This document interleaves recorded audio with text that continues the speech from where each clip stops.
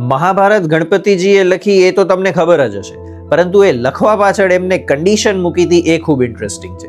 તો થયું એવું કે વેદવ્યાસજીને જ્યારે મહાભારત લખાવી હતી ત્યારે એ ગણપતિજી પાસે જાય છે, તો ગણપતિજી એક કન્ડિશન મૂકે છે કે હું આ એક કન્ડિશન હોય ને તો જ લખું, અને એ કે લખતા સમયે મારી જે લેખની છે, જે પેન છે, એ ઊભી ન રહેવી જોઈએ. ત્યારે વેદવ્યાસજી સામે કાઉન્ટર કન્ડિશન મૂકે છે કે હા વાંધો નહીં, પણ તમે લખશો ત્યારે જ જ્યારે હું જે પણ શ્લોક કહું છું એનો અર્થ, એનો મર્મ તમે સમજ્યા હશો. અને એટલે જ વચ્ચે વચ્ચે વેદવ્યાસજીએ જાણી જોઈને 8800 એવા કુટહ શ્લોકોની રચના કરી કે જે કીધા પછી ગણપતિજીને થોડા ક્ષણ માટે વિચારવું પડતું હતું. અને આ જે વચ્ચેનો સમય મળતો એમાં વેદવ્યાસજી આગળના જે શ્લોકો હતા એની રચના કરી લેતા, અને એ રીતે 1,217 શ્લોકવાળી આ મહાભારત છે એ લખાણી. અને મહાભારતનો જે મૂળ નામ જ્યારે લખાણી ત્યારે જય હતું.